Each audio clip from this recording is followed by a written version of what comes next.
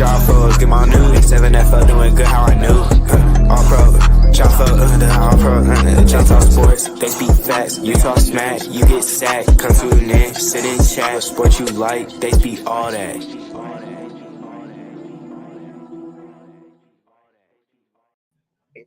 Hey, yo, ladies and gentlemen, welcome to another episode of the All Pro JAFFOs, bringing you the highly elevated sports talk for the highly elevated sports fan. I'm your host, JP. With me, EJ Wizzle, and filling in a little bit from the Mizzle and Dub show, talking ish A7FL West Coast, you know, the voice of the A7FL West Coast. Ladies and gentlemen, you guys know him, you love him. Many different names, but we know him as Dub. What's up, Dub? I got too many things going on. Good grief. What's happening, Jaffo Army? Jaffo family, good to be with you on this on Jason Voorhees' birthday.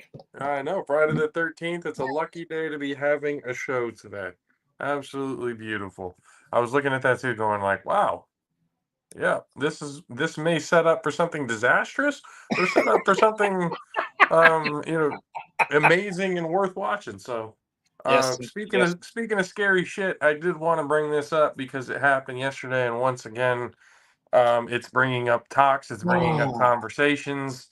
Dub, EJ, I know you wanted to talk a little bit about it. The world's talking about it right now.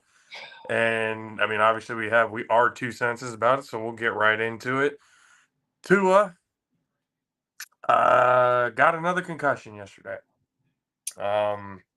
As the Bills took on the Dolphins in Miami, winning the game 31-10. Tua was running for a first down and decided to lower his head forward into Damar Hamlin of all people, the irony of that, into his chest. the irony of that, right?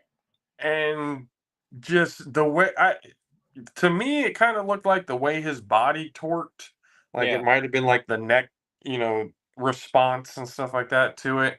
But then you see the hands. Yeah.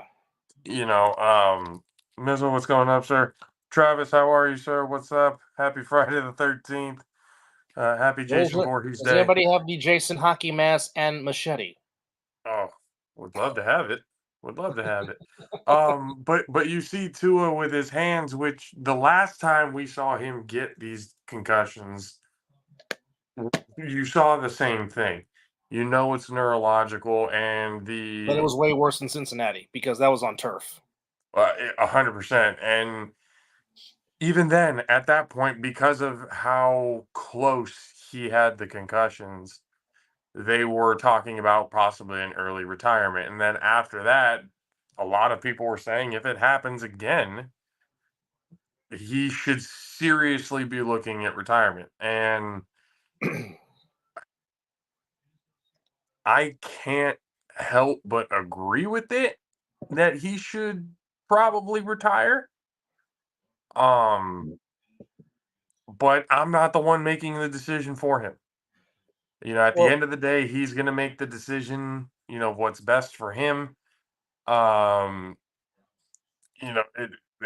they said this last time, if it happens again, no question about it. And there's still a question about whether or not he's going to come in. Here would be my question, JP. Go ahead. My thing is, okay, as you know, now I don't know who the player on the Patriots was, but he wore the Guardian cap, which you saw a lot of during training camp. My question is for Tua, with all the history that he's had with concussions, he should have been the first one to, in a sense, wear the Guardian cap. Now, I would hope Coach McDaniels and Stephen Ross and the Dolphins GM, and of course Tua's family, I hope they would have a sit down, have a powwow, and be like, okay, look, if you desire to continue to play after you've been cleared, you're not going back out there unless you put that damn Guardian cap on. I don't care if it looks like the big ass Super Mario hat, because you saw some Major League Baseball players wear that. But because, I mean, obviously, us being former players, the mind always wants to go, but the body's like, hey, chill out. And Yep. given the fact that Tua is still in his mid-20s, I know the desire to still play is there. But if I was his inner circle, not yes men, but his inner circle, I'll be like, look, if you want to continue to play, put that damn Guardian cap on. But if you take one more serious hit, you got to hang him up. I mean, and it's hard because for us, it's hard to take the jersey off. It's hard to take the spikes or the cleats off, the wristbands off, the batting gloves. It's hard to unwrap the tape. It's hard when it's over, and you tussle with it. And some do have the ability to be at peace. I mean, when Barry Sanders walked away at 30, he was at total peace, had no regrets, and never had the itch to come back. And of course, we all saw that they literally had to take the jersey off of Jerry Rice because he still wanted to go. It was like, Jerry, it's time. They literally had to rip it off him. Some don't get the time to go on their own terms. So I mean, there's few that have there's few that are the exception to the rule, but I mean, At what point is yes, enough absolutely, yeah, putting on your body? I agree. I had told EJ this in the group chat that we had. I mean, because he had said that he didn't, and EJ can kind of back this up, when he gets back in and stuff, talking about like, well, he didn't want them to make this a topic of discussion, which it was, and obviously it's going to be, whether we appreciate people talking about it to a certain extent or not. The thing that I was trying to say is, I have a feeling they're going to take this situation, and it's actually funny you bring up the Guardian caps. I think they're going to take this situation and use it to essentially not just promote the Guardian caps, but possibly make it mandatory for all quarterbacks. That's an interesting take. Because I mean, they say it all the time. What's the most important position on the field? Oh, The quarterback. quarterback. Yeah. So if your quarterback is getting nailed and getting concussions and all that other kind of stuff, and I told DJ this, but at some point, maybe 5-10 years down the line, quarterbacks are going to start looking like the Michelin Men, completely padded up and, crash dummied out to where nothing is going to hurt them, no matter how, much you put onto them. But a part of me really thinks that they're going to, because they're trying to incentivize players using the Guardian caps.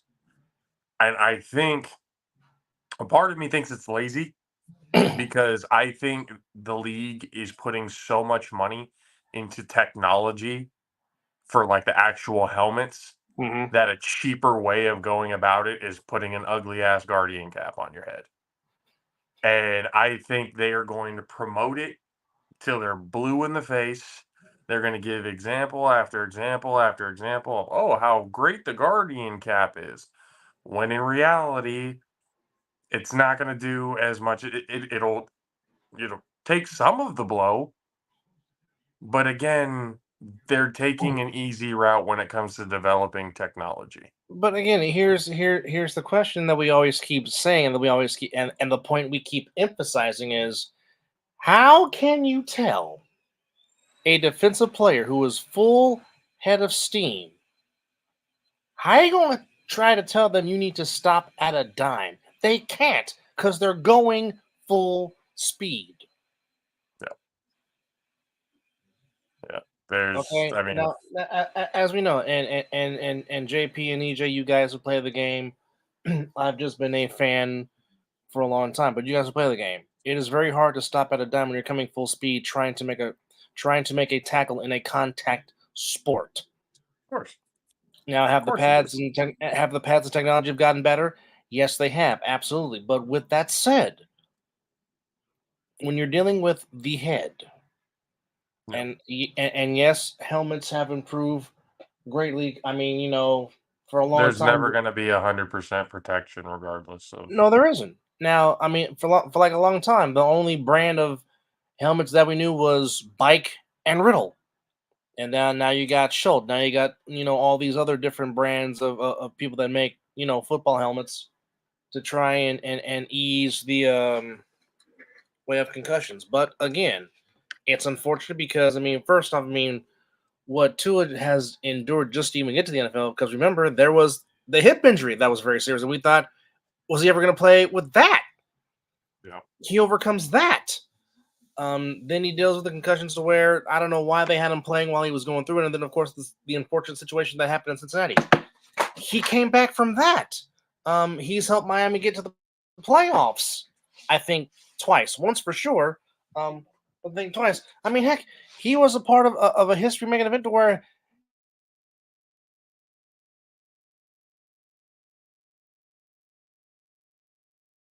You froze up there, Deb. He was cooking too. Yeah, he's frozen there for a second. Dub's Wi-Fi is crashing out on him a little bit too. We'll see if we can get his back into it, which I'm sure he's either going to realize what's going on he was immediately. There he is. There he goes in and out. Back in, back out. Mr. Dub, if you can hear me, it's going in and out. You might want to either back out, come back in, however it is that you want to do it, but it's completely stalled out for you at this point. Back out.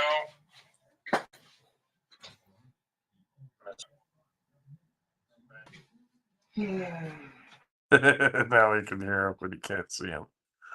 The sigh of awe. Dub has always had the problems with the Wi-Fi, and it's pretty funny. It's always funny to see it happen. There he is. There you are. But can you hear me is the question. It's a little bit delayed. That's but the yeah, question. Can you hear me? A little bit delayed. Well, that's never a good thing. We don't like delays. But I got a counter for that. Stand by. Stand by. This is why we love live, ladies and gentlemen. Because you Wi-Fi, never know what getting could to him. happen. I think he needs What to do you come get the Wi-Fi I'm getting. Live I know, TV, right? absolutely. Anything can happen. He's on the delays. He has the McDonald's Wi-Fi. He upgraded to the Wendy's, but then it went back down to McDonald's. And then it's No, it's more of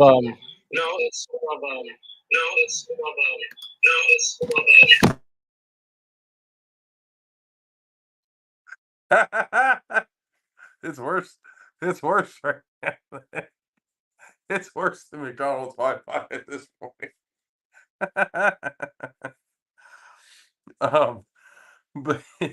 But yeah, when it gets down to it, like at some point, because yes, everybody makes the. I heard Stephen A. Earlier talking about it and how much he was. At the end of the day, he's a man and he's gonna, do what he's got to do to provide because that's what men do. And I'm like, Stephen A. First of all, shut your fucking mouth. You know nothing of this situation whatsoever. Okay, you haven't been hit hard enough in the head with your 2-point average in basketball to even understand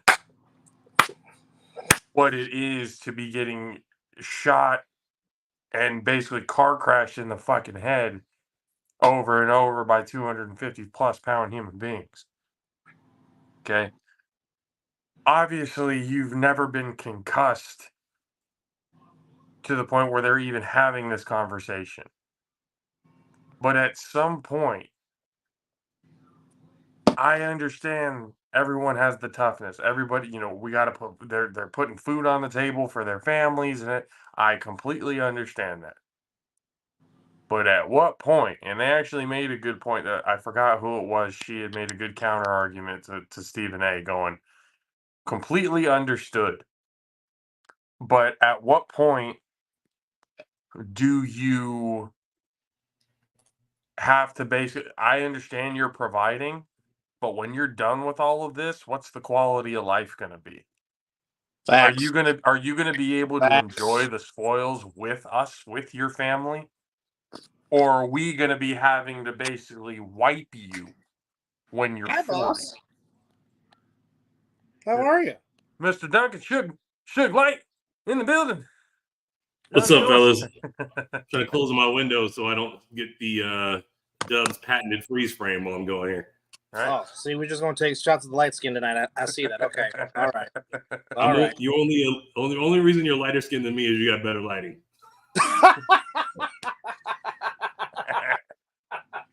I love it. But how's it going, sir? Welcome. Another episode on Friday. I know we were getting into college, but did you have any particular thoughts on the Tua situation after his yet another concussion last night? Yeah, he needs a dark helmet style fucking helmet for his head and to stop running the goddamn football with his head down. That's what he needs. Or just retire. One of the two. I mean, honestly, you can play this game without getting concussions at the quarterback position if you stop running the ball and tucking your head. He doesn't know how to do that. I'm sad for the dude. The minute he got hit, I knew it was a concussion. I saw his arms go out straight again. Yep. He's got a repeated brain injury, and if you guys follow the concussion game, but second chance concussions are worse than first. And once you have that brain injury, it's very easy to repeat over and over again. It's the same reason why boxers, when they get knocked out big time, they're susceptible to knockouts even more so than they ever were before. It's like a weakened spot in the brain that stays there forever. Soft spot, yeah. And he's got that. So the fact that he's not wearing the bigger helmet in the first place is wild. The Guardian. I think his is more of a brainstem disconnection issue than it is an actual soft spot in the brain. Yeah, because he keeps getting his neck jacked more than anything else. But I'm no expert except for that I own a division of a thing that has less concussions than pro football, and we talk about it all the time. And I've done a lot of concussion studying as a result. But it's a sad story, bro. I mean,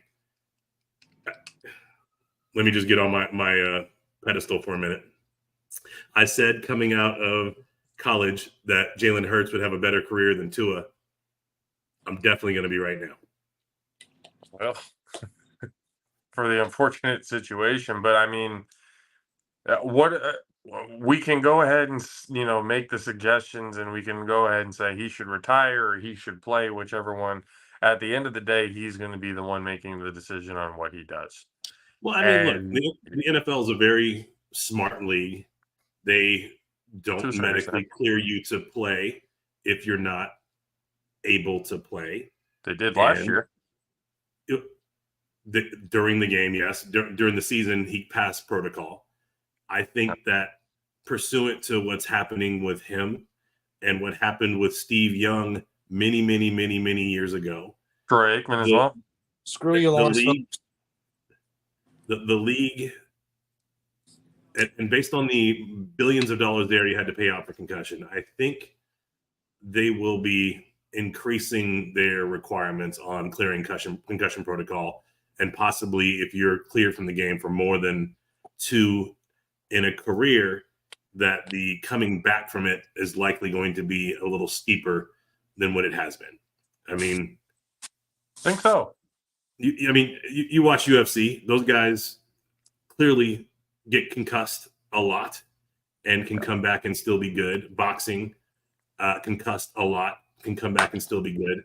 Why the difference in football? Yeah, exactly. But they get 9 months, a year and a half off of non-contact 100% before they get back in the game. And it's never the brain disconnection version, right? That shit's wild, dude. I don't know. That brainstem shit is just crazy. Yeah, no, with Tua, that's what I was thinking it was too, because again, with the way it didn't even look like it was the head, it was the jerking of the neck and everything. That's what did it. Yeah, his head damn near came off. Like Yeah, it went sideways. I was like, I've seen it's TikTok bad. videos where the head's gone. I thought that was going to happen to him. And now at this point, if it is that particular injury, he doesn't even need to hit the ground anymore. He can get hit from behind, and just the whiplash of it can knock him the fuck out. Oh, remember when he threw up the west side? He hit his head. He fell backwards and hit his head on the turf. Yeah, in Cincinnati. Yep, that one was I think the worst one. Oh, it was the ugliest. But at this point now, it's. And this one was again, we hope he gets better. We hope that nothing like this ever happens to him again. But like you said, when you've gone through what 3 of them at this point, maybe even more that haven't been documented early on in the career, maybe in college or something like that. I mean, look, the one case study that we have of someone who's been through what he's been through and is still living a complete and full life is Steve Young, right? But the first 5 to 7 years after Steve retired, he wasn't as together with it in his brain as he is now. I remember there was a time like 3 or 4 years after his career when he became an analyst, he was talking about his concussion and then he forgot what he was saying in the middle of his speech. And he's like, I know that doesn't look good. I know I'm coming back. But now he's all good, right? So he's been out of the game. The therapy and everything. Yeah. They say the human body, 7 years, it completely replaces itself. I think, he could give it a go, and maybe after 7 years of intensive study and doing the right things, be fine and continue to play the sport he loves and what's making his family multi-million dollars, $500 million when he's done playing, I'm sure, if he's able to stay upright. But I mean, have you made enough money to say, okay, you know what? It's not worth the rest of my life. I mean, Andrew Luck did it, and he didn't make half of what Tua's already banked. So, but Andrew Luck also had the fallback plan of being an engineer with a degree from Stanford. Yeah, that's Stanford education. with $30 million in his pocket, the only thing I'm engineering is the fucking couch, bro. I mean, yeah, he can chill for the rest of his life. Anything above really $15 million, if you can't sustain a lifetime off $15 million, you're doing it wrong. Yeah, I mean, you can literally just put that in an interest-bearing account, whole life insurance policy, and let that spit out 9% a year and be good. Yep. Take it from him. So let's get to the real reason why you're here, Mr. Duncan.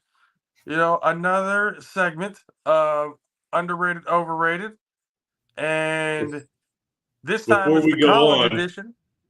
Before we go on, were you guys watching college football on ESPN just now, baby? I'm still in a dispute with Disney right now, but yes, we know that Go Fight Win is 3-0 on the season, getting their revenge from the bowl game, beating Kansas 23-20.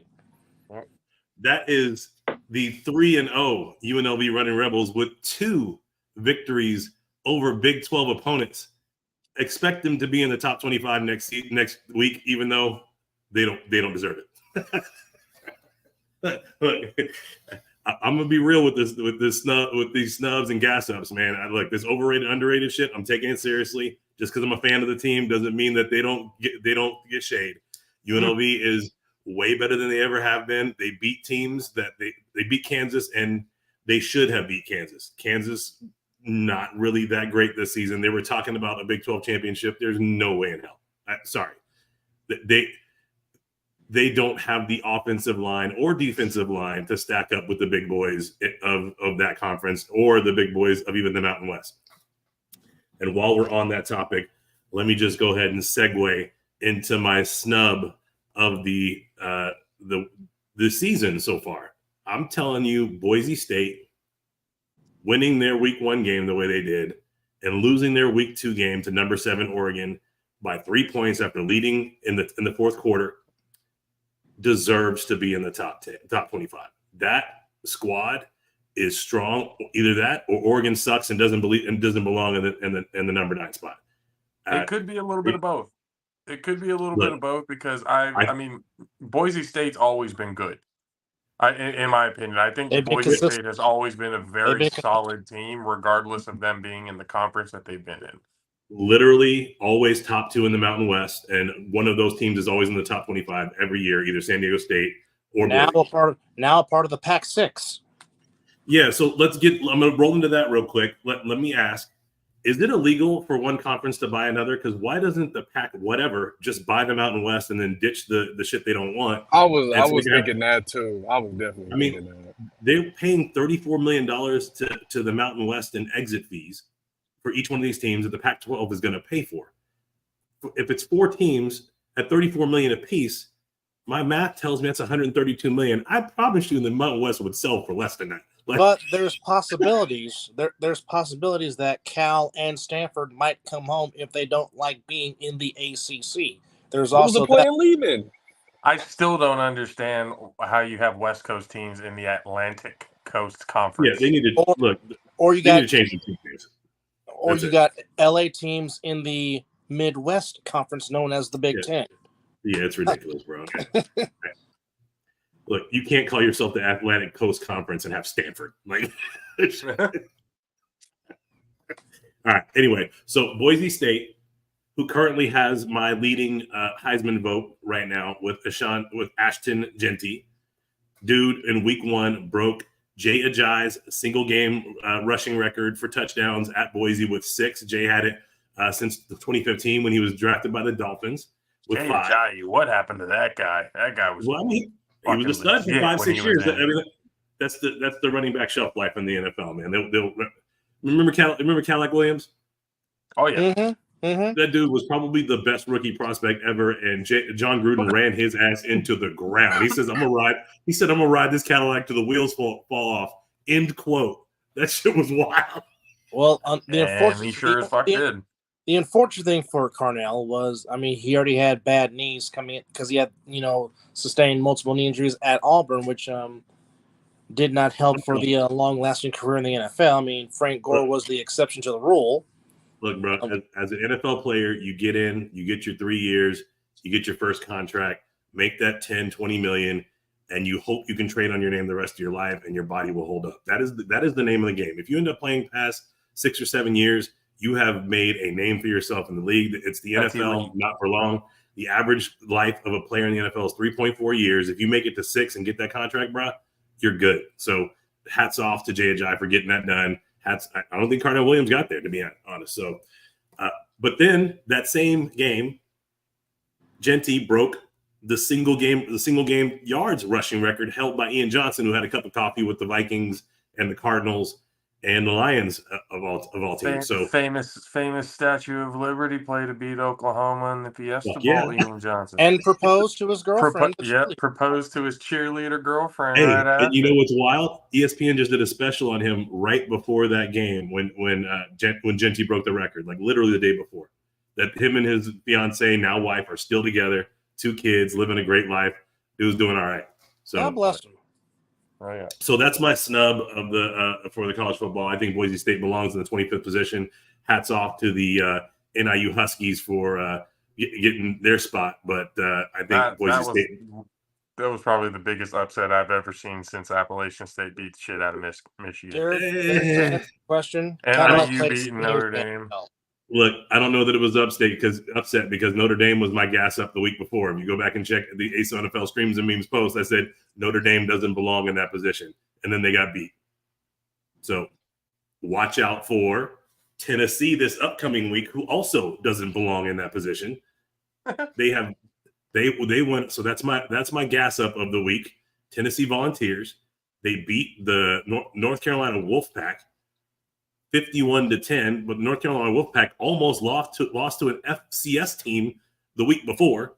Was down by 3 in the 4th going into the end of that game. They lose to Tennessee 51-10. Why? Because they fucking suck, clearly. And the only team that Tennessee beat before that was also an FCS team. Guys that are just fans of Tennessee out there playing ball with them in Tennessee, Chattanooga.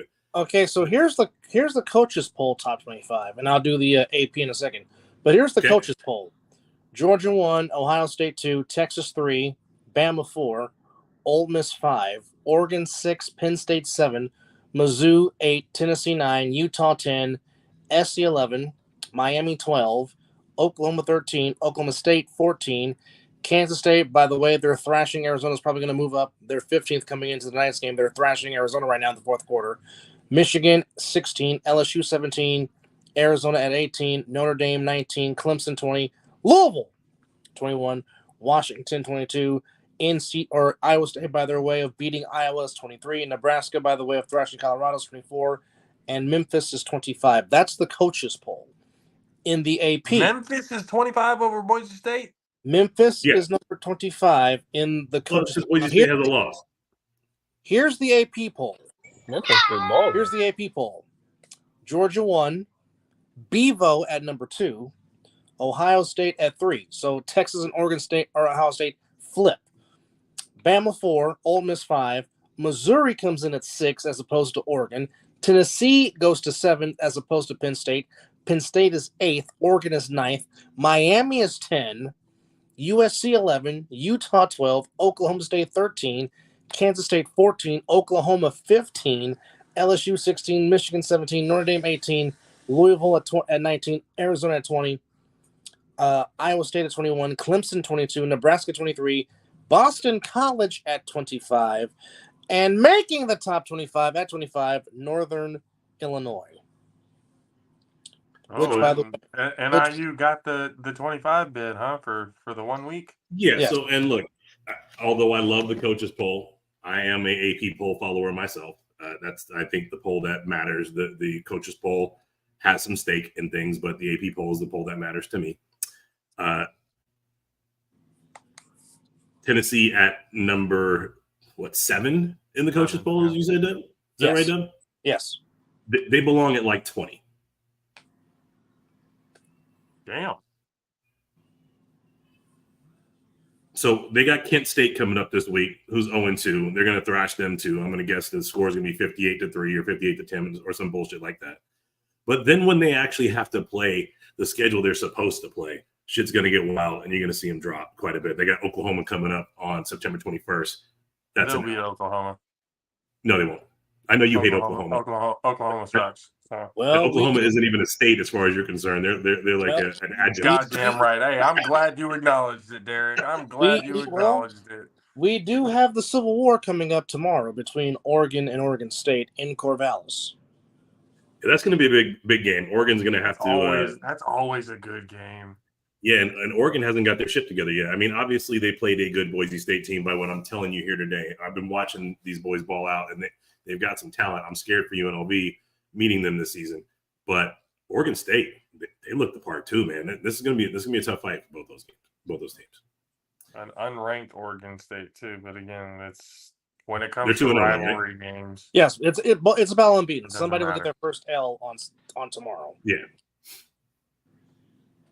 I would feel more comfortable if Oregon was at home, but since they're at Oregon State, Then what are they, a 6-point favorite?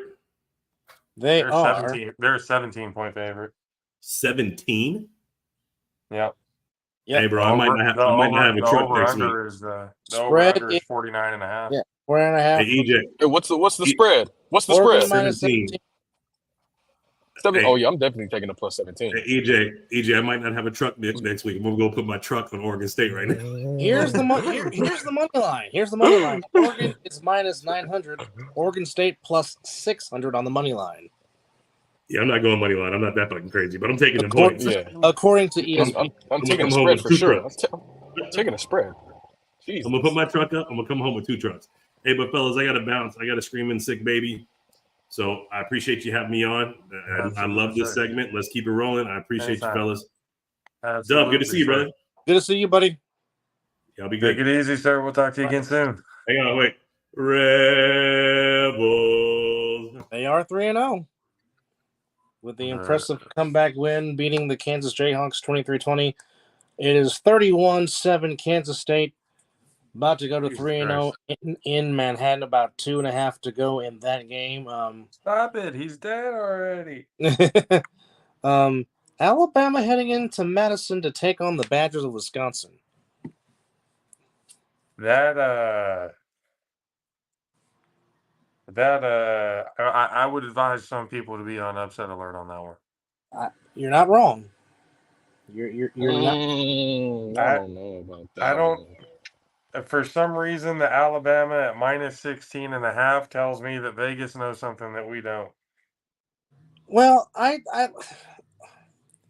now 16 and a half. The 16 and a half is not very comfortable. eventually, yes, they pulled away and beat South Florida, but they had a tough time.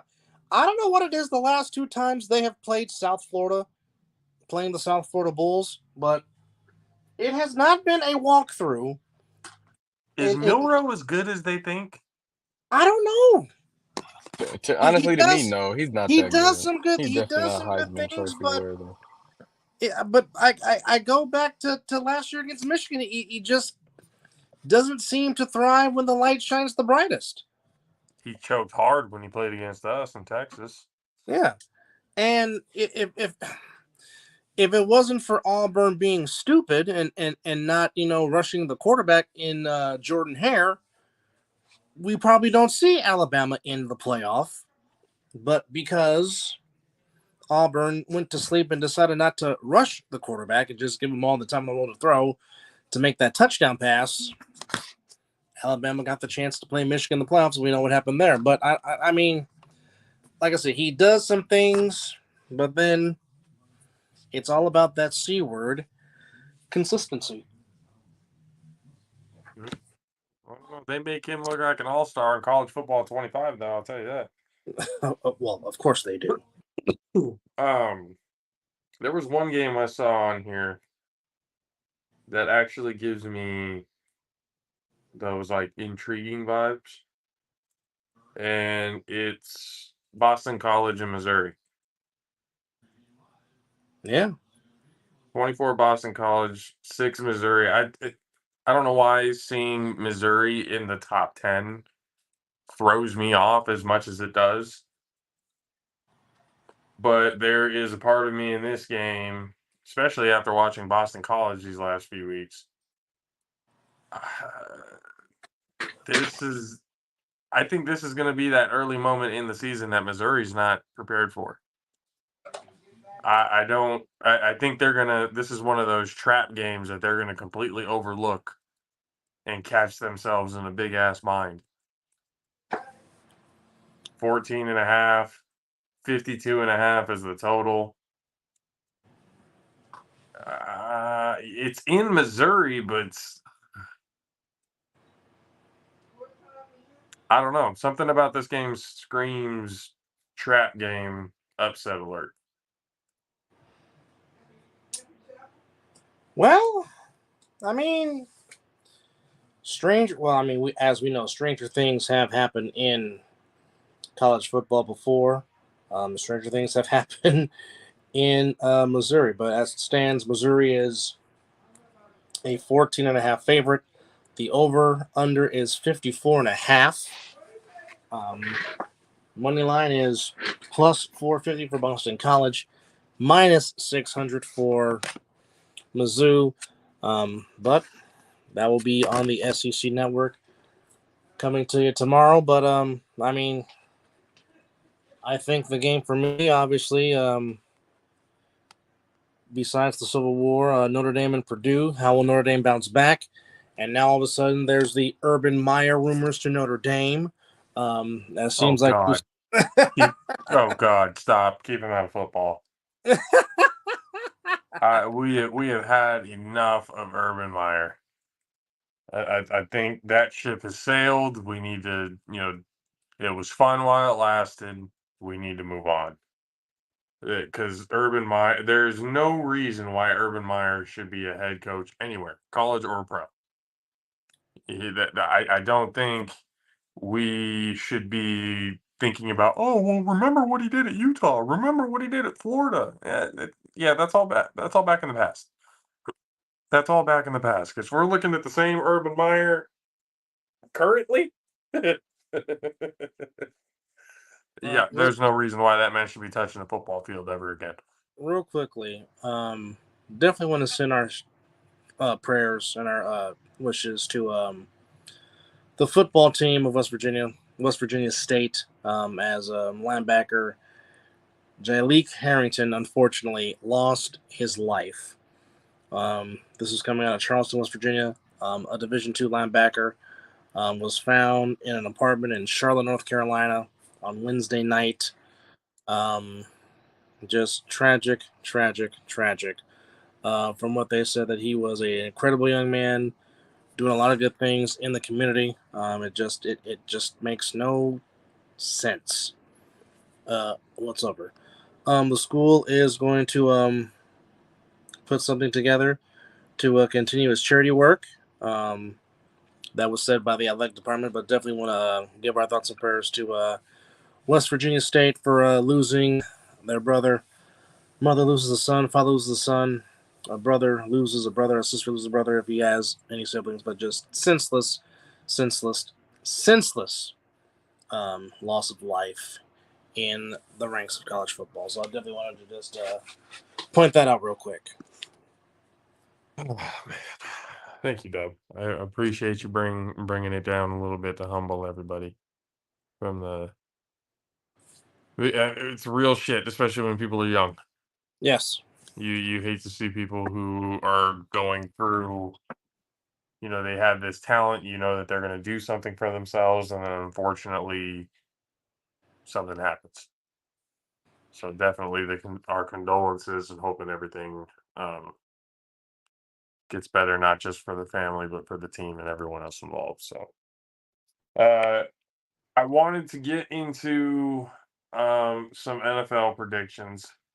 We already talked a little bit about the Dolphins and the Bills, what happened with Tua, everything else like that. But I did want to rapid fire us through a couple of predictions going into this weekend for the NFL, going into week number 2. Starting it off, we've got the New Orleans Saints taking on the Arlington Cowgirls. Spread with Dallas at -6 with a total of 46.5. We don't even need to ask who I'm going for here, but Dub, who do you think would be taking this win? Of course, the Niner in me wants to pick the Saints by way of my disdain for the Arlington Cowboys, but the way Mike Zimmer had that defense playing on Sunday against the Browns, and of course we know Derek Carr is Jekyll and Hyde. I'm riding the Cowboys defense because of Mike Zimmer. As much as that pains me to say it, I'm going to have to wash my mouth out in a second. But I'm picking the Star, unfortunately. I'm so disappointed in you right now. It's unbelievable. I love you too, buddy. EJ, who you got here? It's really gonna. I'm feeling chest pains right now. I don't know. I know why, but I'm feeling some chest pains. I'm gonna have to go with the. He didn't want to do it either. He don't want to do it either, but he's about to. I'm gonna have to go with the Cowboys, man. What is happening to people? Trust me, I don't want to. No, I don't want to, but the Saints, they facts just don't look facts. promising. The fact is, the Saints, again, they did what they were supposed to do against the Panthers. But again, can Derek Carr do that against this defense that is loaded? And 2 pick sixes at least. For Dak? Boy, you're being bold. No. For He's talking about for Derek Carr. He's saying Carr's going to be in a giving mood on Sunday. Oh yeah, definitely.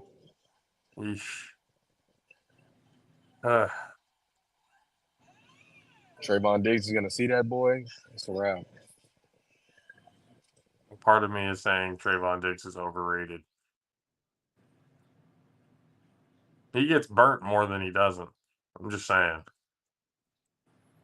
Well, the reason why he gets so many interceptions and deflections is because they keep throwing it his way. Well, that's nobody's afraid of you. Are you really that good?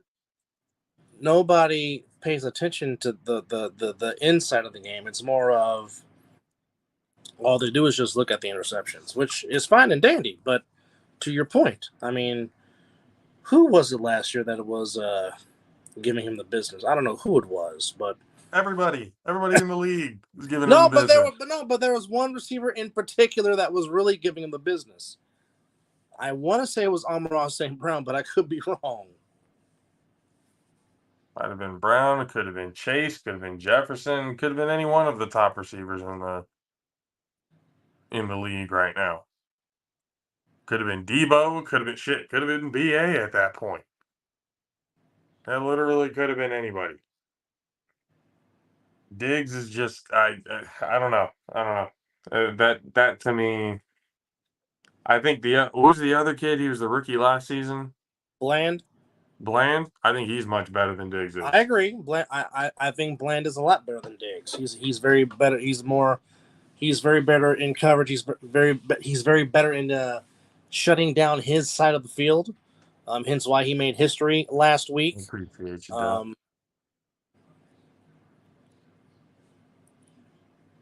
All right, thank you, Mr. Presley. But I mean, once the Cowboys hired Mike Zimmer to be the DC, you knew the Cowboys defense was going to be vastly improved. And like I said, it's just one game. True enough, one game against the Browns. The Browns were the number one defense last year. They made Deshaun Watson look confused and look like he was just out to lunch. Again, if you get the good Derek Carr, who knows what might could happen. But I'm only going with the Stars strictly because of their defense, not because of what they did offensively. That's just my 2 cents. That's fair. That is fair. Going to the next game on the list, the Buccaneers taking on the Detroit Lions at Ford Field. Spread here has got Detroit at -7.5, with the total being at 51.5. Lions and a lot of people's power rankings are in the top 3 right now. You're taking on a Buccaneers team who are definitely out to prove something with, in my opinion, the worst ranked quarterback in the league right now. Both are at 1-1. But what do we think? Double A, who takes the victory here? It's strength against strength. The Bucs D-line against the Lions O-line. Now, you've heard me say it for a long time. I think the Lions have the best O-line in the NFL, and it definitely showed on that overtime drive against the Rams last night where they just willed their way through that Rams defense, and David Montgomery was not going to be denied. I'm expecting a lot of the same with the run game with Montgomery and Gibbs. I do have the Lions by a touchdown winning, starting 2-0. Because I just think the home field is just going to be too much for the Buccaneers to overcome in the Lions' den. Sounds good. EJ? I'm definitely gonna have to go with a dub on this one. Go with the Lions because I still don't think Baker is, at that level back at that level where he was of being a get it done quarterback. Wait, So, can I ask when Mr. One more time. When was he ever good? Are you talking about the I'll be the honest. swimmer you don't like? Yeah, when he was over at Oklahoma, he was a pretty good quarterback. Okay, that's fine. What has he done in the league? He won a Heisman and then got trounced in the playoffs. Yeah, okay, he did great. Anyways, how did he do in the pros? How has he done in the pros? I'm not advocating for him in the pros. Oh, okay. College stuff right here, Just gonna say, nothing good comes out of Oklahoma. I keep trying to tell people, anybody who comes out of Oklahoma, you can have all the college stats in the world. The only one that has ever broken the ceiling to get out of that funk of Oklahoma is Adrian Peterson, and that's it. I was gonna say, you think that about AP? AP is the only, and I've said this before, and I think I said this last show. AP and Jim Ross are the only 2 people from Oklahoma that I actually respect. Got it. That's it. That is it. Anything else after that, my stance is still what it is. We can call it, rivalry, hatred, all we want. The facts are still the facts. Ain't no Oklahoma quarterback ever come out and do any sort of damage whatsoever. I heard somebody say the other day, Sam Bradford. I was like, that was the biggest heist I've ever seen in my entire life. Where did he Sam Bradford? What the? The worst. The absolute worst. I'm definitely going with the Lions this one because, we know what Mayfield is, and he's not anybody who's gonna in my opinion, or just based on fact, playing actual good teams that can get after it on defense, he's never been good against. So we might see a bit of a rout here out there in Detroit. Next one on the list, the Indianapolis Colts taking on the Green Bay Packers. Jordan Love is not obviously playing. It's the Malik Willis show, at least for now.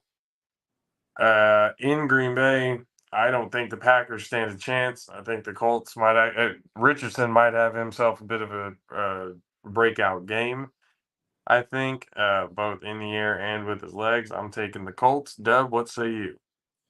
Whole lot of Jonathan Taylor running up through and around the tundra of Lambeau Field. I got the Horseshoe getting their first one season, and plus, I don't know who in Green Bay's secondary will be able to cover the beautiful deep passing of Mr. Richardson, especially if you got Mr. Pittman Jr. and number 14 for the Colts running down the field with that tremendous arm strength that Mr. Richardson has. But I got the Horseshoe winning. And it might get real ugly in Green Bay for a minute. They have it at Indy at -3 with a total of 4.5 or 40.5. But I think that's I'm definitely putting that on the bet. yeah, that's one I might just be like, you know what, that seems that's too easy for my taste. Yeah, so I'd rather go something a little bit higher than -3. EJ, who you got? I'm going with the Colts on this one. I like what I seen from the quarterback last week, and without Jordan Love, man, I don't think the Packers are going to be able to do it. The run game isn't even there. I don't know what Joshua Jacobs was thinking, going there thinking he was going to do something. So, yeah, man, his career and everything, he wanted to leave us. So, yeah, definitely going with the Colts on this one. He left one bad situation to come into another bad situation. So it's not really I mean, we wouldn't say bad situation, Let's not say that. That I would say probably the worst situation in the league. Let's not say that. 32 ranked means something in this league. But the next one on the list, the New York Jets, or the New Jersey Jets, taking on the Nashville, Tennessee Titans. They got the Jets at -3.5 with a total of 41.5. Aaron Rodgers looking to try and bounce back, get his first win as a Jet. Titans looking to bounce back after allowing a Chicago defense to give the mainstream media the opportunity to gawk at fucking Caleb Williams. So appreciate that, Mr. Mayonnaise Will Levis. You gave everybody exactly what they wanted for their spank bank material for the quarterback that they love, Mr. Caleb Williams. To be completely honest, I think the Jets are going to absolutely demolish them. I agree. I think No argument there. Will Levis, he might throw for another pick six, maybe 2, 3 or 4 in total. He will need plenty of mayo for his coffee. That defense is going to be coming out playing pissed the fuck off after that ass whooping that they took from San Francisco this last week. Well, the unfortunate thing about the Jets is, I mean, their defense is good, yes, but their run defense is still very susceptible. That was their bad Achilles heel last season, and again, it reared its ugly head this past Monday in Santa Clara with Jordan Mason running up, down, all around and through that Jets front seven. But you know what the good thing about that is, though, Deb? What's that? Titans don't have a fucking run game at all. They do not. They do not. Hell, They really don't have any sort of game right now. This is going to be a. I mean, if you have the Titans kicker, you might do some damage. You might put up about 9 points on the board for you. But no, there's no way the Titans walk out of this without a heavy boot ash print. Yeah, it's straight up Delta ash for this one. I'm sure. Are we all in agreement on that one? Oh yeah, most definitely. East Yeah, Rutherford Jets on the board. I was about to say, isn't that what you call them, Dub? East Rutherford. And That's where they play.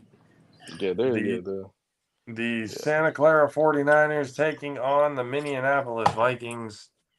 It was made clear in a point that it's been a very long time since the 49ers have actually won in Minneapolis. Dub, you the encyclopedia it was back in the 80s or 90s that we beat them. The 1992 season was the last time the Niners have won in the state of Minnesota. And here's the kicker, folks. Amp Lee ran for over 100 yards in that game in the 20-17 win over the Vikings, which was Dennis Green's first year, rest in peace, coach. His first year in Minnesota. Rich Gannon was the starting quarterback for the Vikings in that game before he went to Rich Gannon before he went to the Redskins and the Chiefs and eventually coming to the Raiders. But yeah, the Niners in 1992 was the last time they have won in Minnesota. They have not won in either the Metrodome or U.S. Bank Stadium since. So, if not now, when? But in the case of the Niners, they're playing somebody that they know. They're playing somebody that sees ghosts. Yeah, you can do that against the Giants defense, but can you do this against a Niner defense that played very well? Malik Collins had a fantastic debut as a Niner, along with Leonard Floyd. I say this particular front four of Hargraves, Collins, Bosa, and Floyd probably might be the best of the bunch that we've had in this in this run of having long playoff runs under Kyle Shanahan. I liked the way they played. I thought Campbell was solid, complimenting Fred Warner. Although I would like to see, hopefully, D. Winters get out there when he's cleared to play, and see what Winters can do with Campbell and Warner as they warm up the seat for the return of Dre Greenlaw. I really thought Diamador Lenore played very well after he gave up that one pass to Garrett Wilson. He played solid the rest of the way. I like his improved play.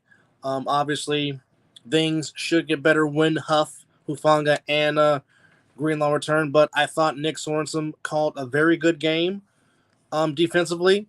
I mean, you basically held the Jets' number ones to basically 13 points, and one was on a free play anyway. So, I mean, theoretically speaking, not counting that free play, you held them to, in a sense, one touchdown. They had the one long touchdown drive. That pretty much was it. Obviously, not counting the garbage time touchdown that Tyrod Taylor did. But, of course, like I said, the free play on the Lazar touchdown. But, I mean, if you look at it in real time, they held the Jets' offense to just 7 points.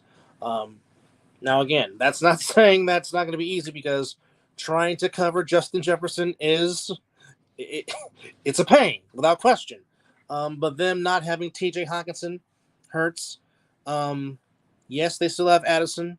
But if they can contain Aaron Jones in the run game, which Jones did have a solid debut against the Giants, but again, it was against the Giants. But I'm expecting more big things from Jordan Mason, but I really hope they can also implement Isaac Guerrero into the offense, because I really like the way Guerrero runs. He has a motor, and he also runs with power just the same way that Mason runs. So I'm hoping that they'll utilize Guerrero more in the run game. But obviously, the red and gold ties are strong, and I'm expecting them to finally end this 32-year losing streak in the state of Minnesota. I am one, if people haven't figured it out by watching or listening to this show already, I am very much a very superstitious human being when it comes to the game of football. Now,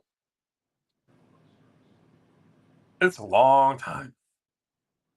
92 is a long time. I was 10.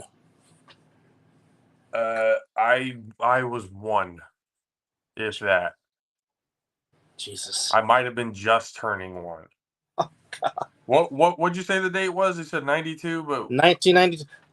I'll give you the exact date. Hold on. Let me go to profootballreference.com. I wasn't guarantee even it was thought of. before I turned 1 years old.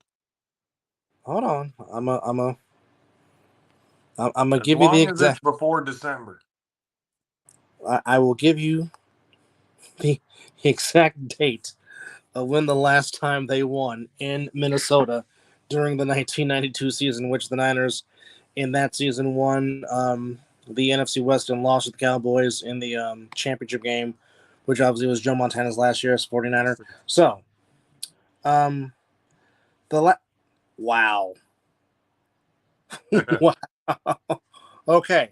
So, the last time the Niners okay. The date was literally one day after my birthday. My birthday is December 12th. It was December 13th, 1992, the last time the Niners won a week and a half before I turned, or in about Minnesota. about a week and a half before I turned 1 year old. So, Mm. in that game, next game, please. Thank you. So, in that game, like I said, Niners won 2017 in front of 60,685 in the Metrodome. Obviously, the game was on CBS. Amp Lee had a touchdown pass and a touchdown run. Mike Kofer, he was the kicker, kicked 2 field goals in that game. The Vikings defense had 6 sacks in that game. The Niners had 3, one of them being by Tim Harris. Steve Young was 20 of 26 in that game for 183, a touchdown and a pick. Rich Gannon in that game was 9 for 21 for 102 yards and 1 interception. Jesus Christ. Those are terrible numbers. Like I said, Amp Lee ran for 23 carries for 134 yards and a touchdown. Jerry Rice. Just like I tell people with how the 49ers are when it comes to being on primetime, there are certain teams that have your number in certain times and certain especially with the Vikings, them being at home, we have a hard time with them. Yeah, I don't know why that is. It's just there are certain teams, certain players. I say players because shit, the Rams sucked, but the one player that kept killing us every fucking year, no matter how good they were, or how bad we were, or vice versa, fucking Danny Amendola. Him and Steven Jackson. Were fucking 49er killers. Him and They Steven Jackson. They sucked. They may have only had 2, 3, maybe 4 wins on the season, but those wins were against the goddamn Niners and somebody else. It's just there's some reason a team just has your number. And I don't think, even with the Vikings quarterback situation being what it is, there's some fucking part of me that just I guess because of all the crap that I've dealt with in the past, that I have to be pessimistic now. I have been forced to be a pessimistic fan. So when I looked at something like this, there's a part of me that just well, looks like we're 1-1, guys. There's just something that the football gods are not allowing, and that's a victory in fucking Minneapolis. So it looks like we're just kind of showing up just to get that nice little chalk up in the L column. And we'll see you guys again in week 3. I hope I'm wrong. Wow. But it's I don't there's shit like that happens with the 49ers all the time. All the time. I don't know why. It just happens. We get as good as we can be. There's always that one team, during the schedule that just there was nothing we can do about it. On paper, we should have throttled them by 3 touchdowns, but we ended up losing by 2 touchdowns for some reason. It just happens that way for this team. Either Kyle wants to get too cute, the bad juju, whatever comes with with the move to Santa Clara. The curse of Candlestick, with the soul of Candlestick just looming over fucking Pants Stadium. Thanks, Eddie. Thanks, Eddie. Your fault, Eddie. That it's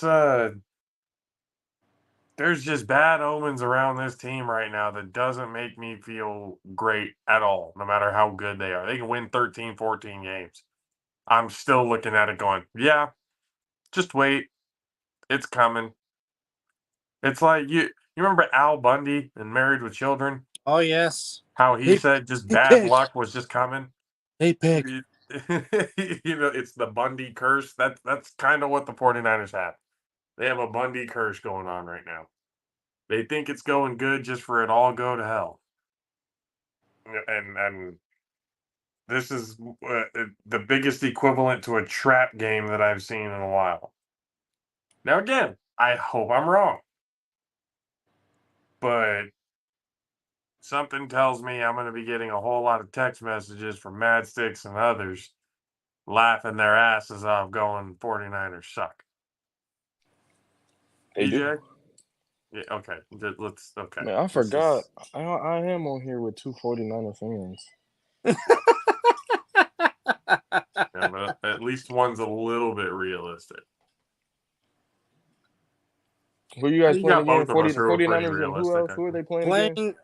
Playing the Vikings, of course. JP is going with the notion that the Niners have not won in Minnesota since 1992, which is true and which is factual. I've said, if not now, when? I don't know when, but it might not be Who's now. Minnesota's quarterback? Sam Darnold.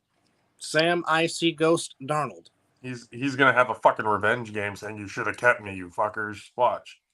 Sam Darnold? Sam Darnold's going to have like a 300-yard game, and we're going to be sitting here with our hands in our... It doesn't matter. I'm going with the Vikings. Yeah, figured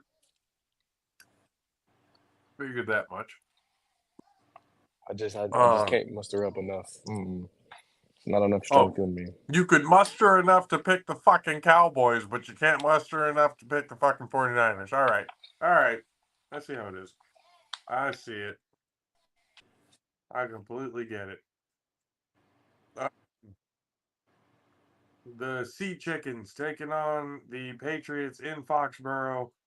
They got the spread at Seattle at -3 with a 38.5. Oh god, this is gonna be an ugly ass game. And this game ended a tie. This is this week's I give no fucks about category. Yes. Going with Seattle. Yes. Definitely going with Seattle. Seattle, definitely. Yeah, but I think Stevenson is going to have himself a game, and the Patriots are going to win. Helping the 49ers get another step closer to yet another division title.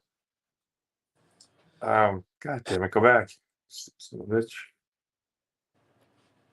Over.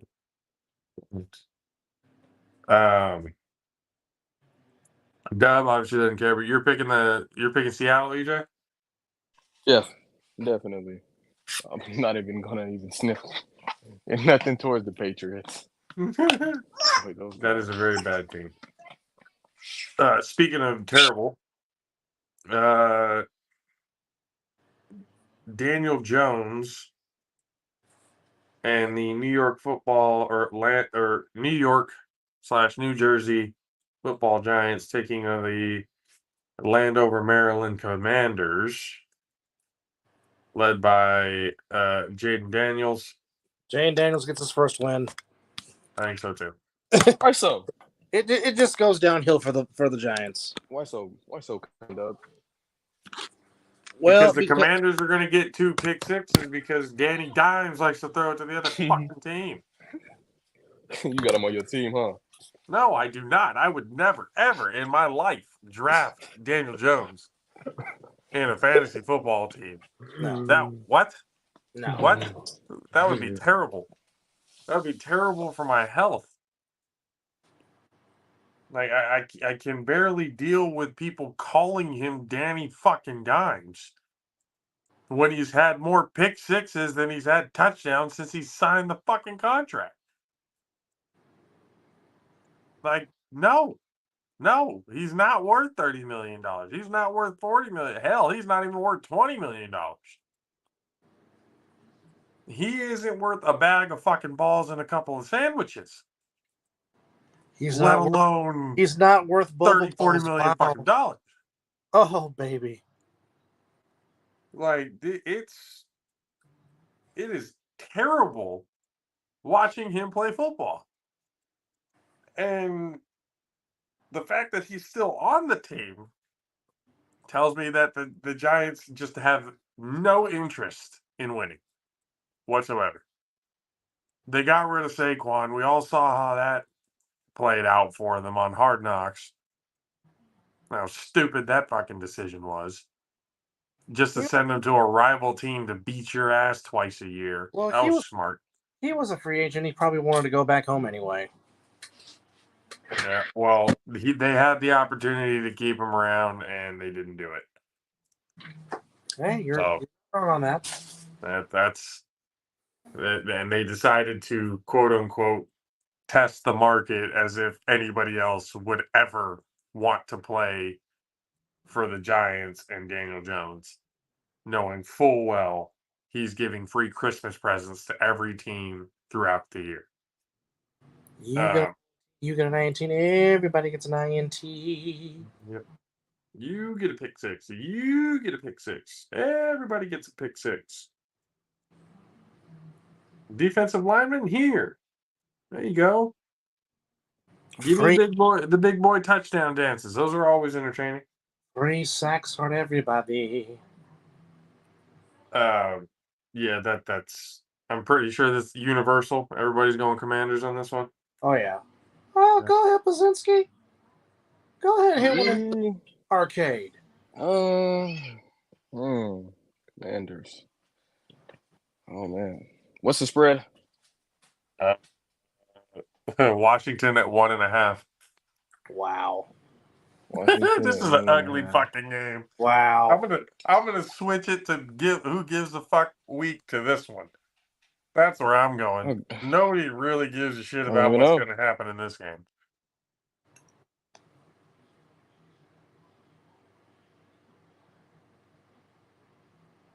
Did EJ pick? I don't know. He muted himself. I didn't hear him. I'm gonna go with the. I'll go with the Commanders. Oh. You were thinking about it for a second. A part of you was thinking about it. I'm still thinking about it because, oh man, they're both just, they're both ass, but when you have the comparison of two bowls of shit, and the only difference is the smell, which one's going to be, like, which one smells a little bit more delicate and you can I want to go with the one with the most experience. I think, the most experience of ass, or... Yeah, Jaden Daniels, he just doesn't, oh man. Jaden Daniels might have 100 yards on the ground. The Commanders, period. That is a great line. Oh God, that's a great line. That's a great line. Shout out to Big Rob Fabian. Mm-hmm. Calling everybody. Yeah, I'm going with the Giants. Definitely what he would call a 6-pack of ass game right here. Shout out to Big Rob Fabian. Love you, Big Rob. Next one on it. Jesus Christ. Talking about another game that nobody gives a shit about. The LA Chargers and the Carolina Panthers. Charlotte. Chargers, definitely. Harbaugh goes to 2-0. Tickets are going as low as $20. to go see $20? To go see Justin Herbert play, I'll take that. Tickets as low as $20. It says actually here in the fine print they're giving people $20 to show up to the game. So they're giving you a free ticket plus $20. It's good. Oh. They're not really doing that, people. That's just another play at how shitty the Carolina fucking Panthers are. Well, they got the LA Chargers at -5 with a total of 39.5. Yeah. Wait a minute. Yeah. Wait. The spread is -5. Yeah. Hold on. Let me put my bets together now before it goes up. Whoa, buddy. Hold on. Let me go check this out. Hold on. Let me get on Flip. Hold on. Yo, they got the -5. Browns +3. Yo, they really do got the Colts right now at -3. Yeah, let me take that. Let me see the rate. Oh wow, they did the Raiders wrong, man. They Come on, always dude. do, and they deserve it. Come on now. Let's be for real, bro. Stink. +8? Like, there's no way, bro. I'm seeing +9. Oh no, I'm on Flip. I see +8.5, 8.5. That's crazy, bro. Nothing can stop. Yeah, you know that. Oh yeah, they got +6 for the New Orleans Saints and the Cowboys. Definitely Dub, taking you're about that. to get us flagged. God damn That it. was an accident. I mean, shit, speaking about the Raiders and Ravens, yeah, I'm definitely going with the Ravens on this one. I'm gonna plead the fifth on this one. That's a ugly, like, there's no way you think Uncle Rico is going to go ahead and take on Baltimore and win. I'm gonna plead the Puerto fifth. Rico. I got the Ravens getting their first win of the season. It's a matter of can Minshew garner some points, because I mean the defense played well against the Chargers until they got tired, but I just think too much Lamar Jackson, too much Derrick Henry. I think it'll be competitive for most of the game, but I think the Ravens pull away in the fourth quarter. The Cleveland Civil Suits versus the Jacksonville Jaguars. It's crazy. I got sunshine. Yeah, I got the Jags because, Sunshine Cleveland bounces beat back. Cleveland. Well, you know what? I'm just going to say, when will we have our first Jameis Winston signing in Cleveland if these charges continue to pile up against? God, you brought up that name. Oh yeah, well, Say his name and he appears. it's going to be it's almost like inevitable that Deshaun might be missing some time. So again, will lead to Man, a. I got the Browns. Myles Garrett is gonna have a field day. It's also true. Myles Garrett is on the Cleveland Civil Suits as well. But they got Jacksonville at -3 with a total of 41.5. 41. I might take the under on that one. You're gonna take the under on the 41? Yeah.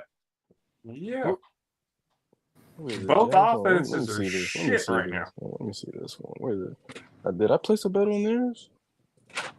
Oh no, I didn't. I skipped over there. I skipped over theirs. No, I think I'll take the.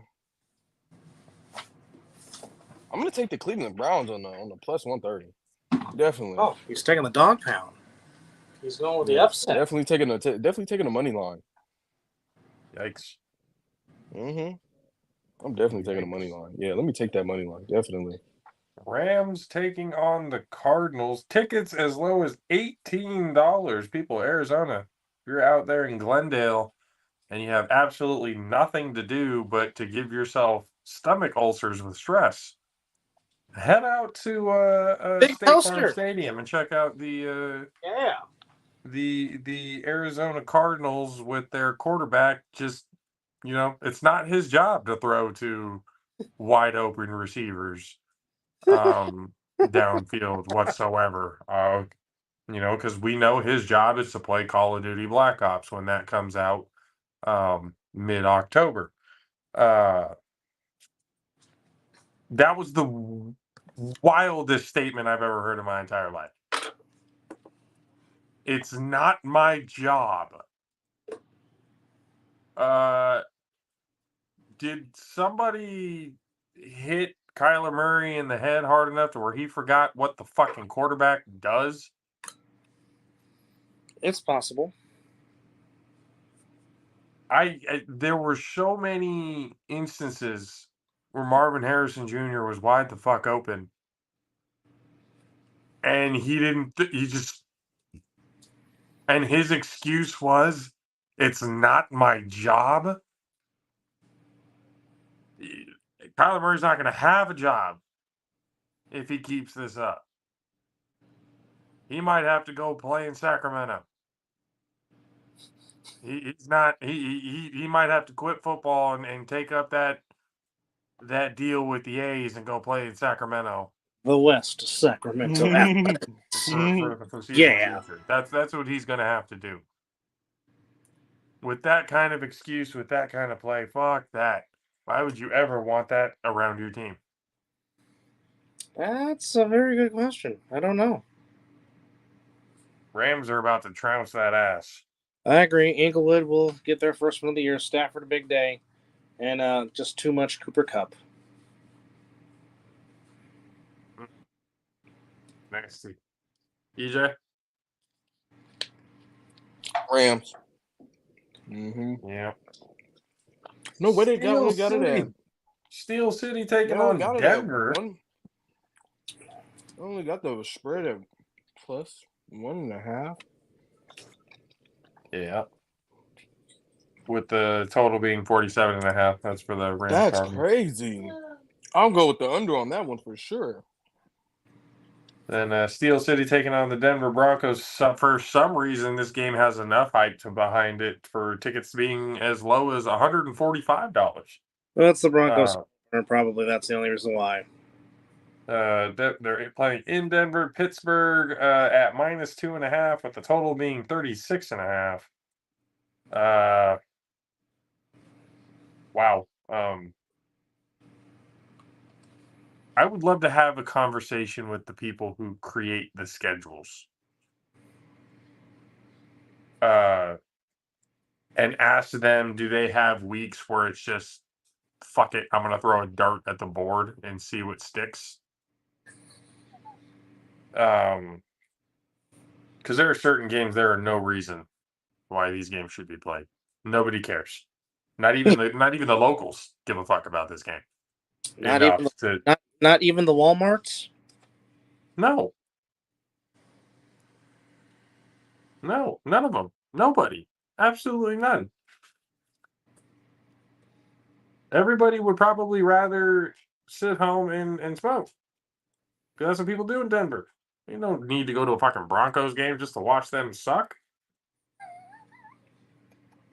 Like, there's no point. And who wants to pay $145 of your hard-earned money for that? I'm gonna go watch Bo Nix, man. Go Bo. Good Lord. Go Bo. Yeah, I guess. We got the God, the fucking ugly ass game. I don't even want to pick Pittsburgh. Like oof. Go ahead. I'm leaving this one open. I really don't care. Open this what? We can do that? If you want, I guess, because I mean, there's no point in me picking this game. There is literally no point in me picking this. We're going with the Pittsburgh Steelers. Never go against their coach, man. See, people say that, but I still think this is the year that Mike Tomlin finally has a losing season and has a top 5 draft pick. And then they're going to fire him before they ever give him the chance to make something out of that pick. That'd be crazy. That'd be just total disrespect. I mean, if you listen to Pittsburgh radio and everything, like that, all the fans are out there calling for Tomlin to go. People are tired of the mediocrity. They've been mid for so long. They're not good enough to make the playoffs or win in the playoffs, but they don't suck enough to have a good enough pick to improve their team. They're just middle of the pack. Right there at the middle.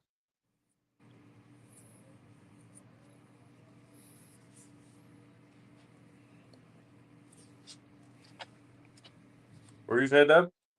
No, I was agreeing with you. They're always in the middle of the pack because I know a very good friend of mine, Mr. Smith, has been wanting Tomlin fired for at least the last 7 years now. So 7. But he's hey, been wanting a new head coach for the last 7 years. I kid you not. so again, this is going to be the season where Pittsburgh fans are going to finally get what they want. They're going to have a new coach, and they're going to suck for the next 10 years. And Mike Tomlin's going to go to another team and win a Super Bowl.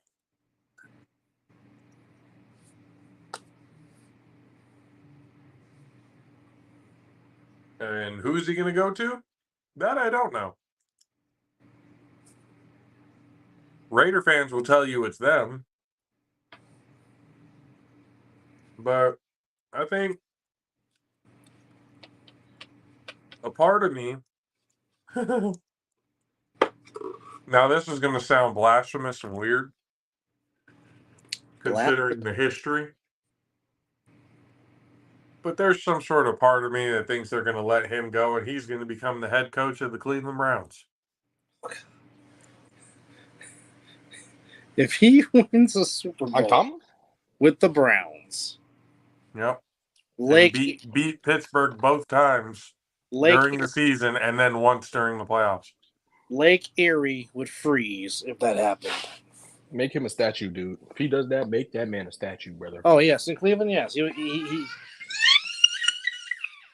right there next to Mr. Mike Tomlin is going to do for the city of Cleveland what LeBron did with the Cavs for the city. They're going to finally bring him because Pittsburgh is going to fuck off. Because LeBron's going to be there. Because Draymond Green likes to touch nuts. Yep. Oh, my gosh. Grant is losing right now. Excuse me. But, yeah. Bengals and Chiefs. I'm going with the Bengals. Oh. Really? Oh, yeah. Kansas City at -6, total of 48.5. Oh, I just got to ask. What makes you think Cincinnati has a chance here? Hey, man. I want to be realistic, bro. I've already had enough realism today. I was realistic with the Raiders game. But when it comes to them Chiefs and they just won another Super Bowl, man. No. There's that fan rivalry there. I get it now. I get it. It's understandable. And You've been living in real, so you want to live in a fantasy for a quick second. That's hilarious. Dub, who you got here? I'm rolling with the Kansas City Swifties. As much as I would like to pick Cincinnati, and Cincinnati has proven that they can win there because they did win the 2021 AFC title game in Arrowhead. They're the only team that has done it in this run that the Chiefs have been on. But again, the Bengals lack a consistent running game. And even though it was 1 week, they show that they definitely miss Joe Mixon. And who is going to carry that load for them, I don't know. Trying to put the whole game on Joe Burrow, which he's capable of doing, but I just think too much Swifties action. I'm going with the Swifties. Yeah. Chiefs Kingdom is going to be going home with another one on this one. Oh, goodness gracious. Oh, I love what I'm seeing here. Prime time. The Chicago Bears taking on the Houston Texans. Oh, I cannot wait to watch the Houston Texans get 3 interceptions, pick up 2 sack fumbles, and just completely destroy the ego that is on the quarterback for the Chicago Bears right now. This is the same man who had the nerve. He had the nerve with the game that he had, throwing under 100 yards, no 93. touchdowns, had the nerve to tell the defense to look at the scoreboard. Bitch, that is not your line. That does not belong to you in this scenario. You do not get to tell somebody to look at the scoreboard when you've done nothing to contribute to that scoreboard. Oh. So this is going to be the game. The Texans are going to come out. CJ Stroud is going to prove once again why he's the truth. And the Bears are going to put up 40 points. Or not the Bears. The Texans are going to put up 40 points. Texans on a 40 burger. Yeah, 100%.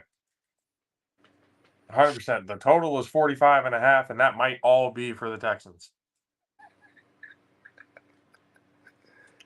Well, I see a big day from Joe Mixon again out the run game.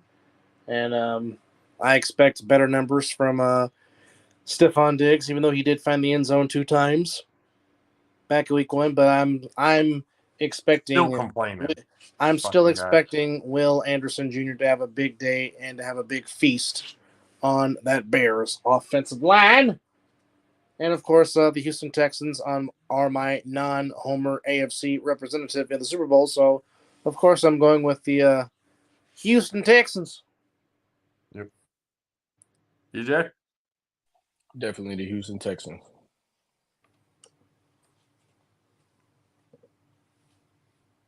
And I think maybe it has something to do with it. He did come from Oklahoma before he went to USC. That might be why I have so much hatred for Caleb Williams. Other than the fact that I don't see what everybody else sees when it comes to being the greatest prospect of all time. Yeah, I don't see that either. I don't know who. Again, why? Because Jordan Palmer said so. Like of all people, Jordan. Carson's little brother. Not even Carson Palmer, fucking Jordan Palmer, of all people. Like, why are we giving that much credence to what he says? I don't get it. But, I mean, hey, they want to keep blowing smoke up this kid's ass, and he's going to crash hard, and then when he does, it's going to be, bust city. They're setting him up for failure. Big time. And I don't think it's fair to him. It'd be one thing if they were more realistic with him, with what he actually is, and then I'd probably have a little bit more respect for it, like in the growth and everything. But what they're saying that he is now, talking about, they could be Super Bowl contenders with him. Fuck off. Like that, yeah, bro. Like people talk like that. Like mainstream heads and stuff like that talk like that. Oh, playoffs for the Bears, Super Bowl for the Bears, contention in his rookie contract.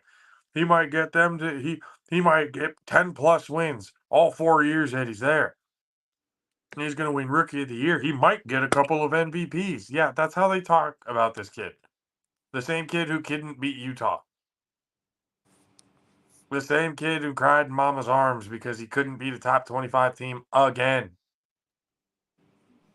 His record against top 25 teams is fucking abysmal.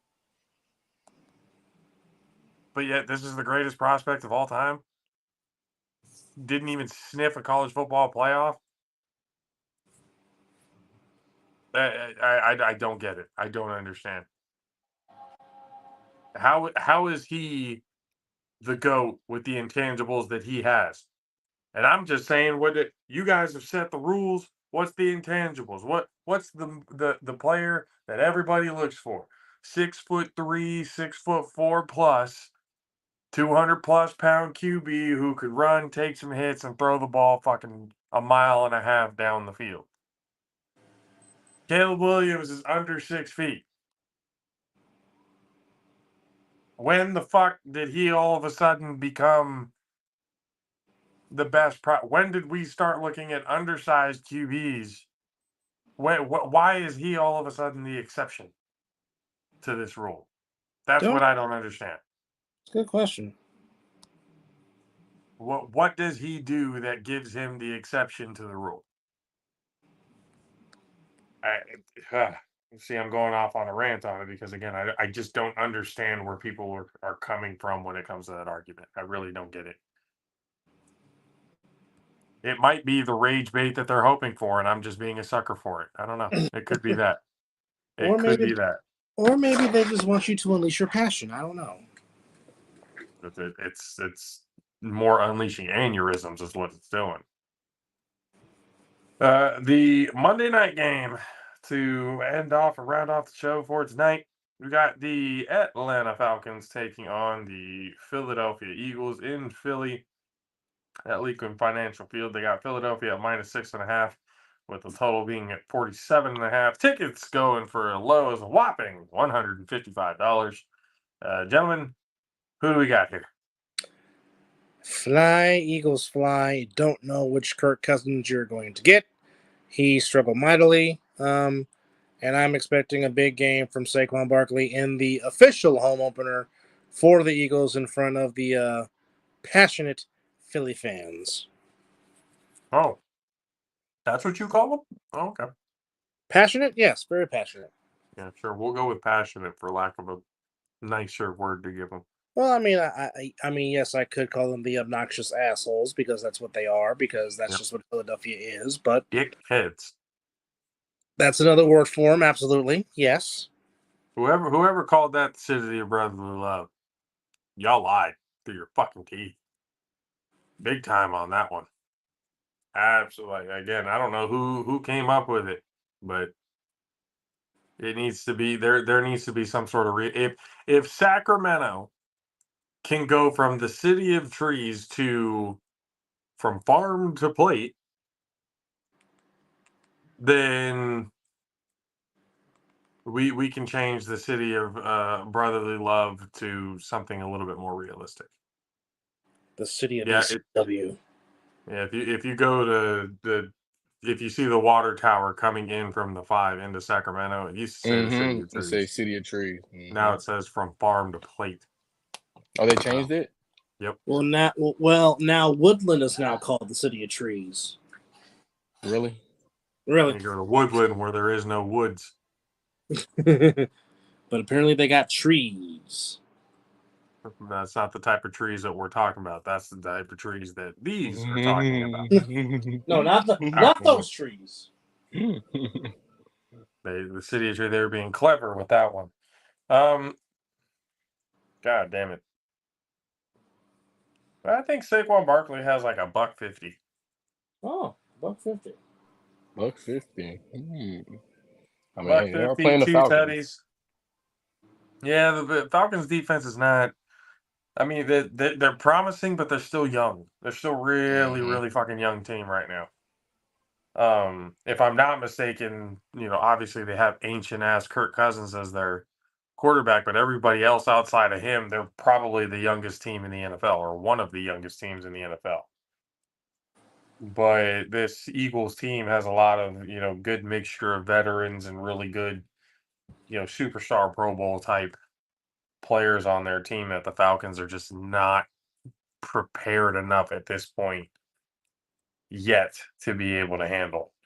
Again, they have good players that are going to be really good players for them, in the future. Just right now is definitely not the time. I think once they get Penix Jr. in there, you'll really start to see what that team is going to be, and it's going to be nothing but highlight plays. But until that happens, it's going to be the same old Falcon show. But I'm going to go with the Eagles on this one, just because I'd like to actually sleep in my bed tonight. Well, yes, cuddling with the wife is a good thing. Absolutely. Yeah. EJ? Definitely going with the Eagles. I have no faith in the Falcons. And Deb, did you already pick? Yeah, I said fly, Eagles fly. That's right. That's right. All right. Well, we will see what comes from everything in week 2 of the NFL season. I hope everybody gets to enjoy everything that's going on in week 2 when it comes to not just the NFL, but the college football rankings as well. Before we head off, EJ, you want to let everybody know where they can follow you and everybody this on the second episode you've been on, so we We got to get everybody in the Jaffo family and the Army to let them know where they can find you. You guys can add me on Instagram, EJ Wizzle. Even if you want to check out the sports network that I run, go to CUSN_sports network. We'll be in Stockton tomorrow covering basketball tournament from 3 to 9. So definitely subscribe to the YouTube. Check that out. That'll be CUSN on YouTube. And Dub? Well, the current episode of Talking Ish with Dub, Chris, and Missile is currently on the Talking Ish YouTube channel. And, of course, me and Missile will be back with the Missile Dub Show for the Week 2 recap on Sunday. And, of course, as always, 5:30 Pacific, other side of the ball with myself, Chris, and whoever decides to join us on the other side of the ball on Wednesdays at 5:30. And for all my Mexicanos, happy Mexican Independence Day weekend as Cinnamon is in town getting ready to fight on tomorrow. That's right, people. Mexican Independence Day is not Cinco de Mayo. Correct. You learn something new every day. Good job, Yes. people. Good Lord. Ladies and gentlemen, you guys already know where to be able to find us. Go to JAFFOs TV on the YouTube channel, the All Pro JAFFOs, everywhere on social media. We appreciate you guys for hanging out with us. Have a good weekend. Be safe. Love each other. Go for your teams. Be passionate about the sports. Highly elevated sports talk for the highly elevated sportsman, the All Pro JAFFOs, JP, EJ Wizzle, and the one and only Dub Alvarez. We'll see you guys next time. Deuces.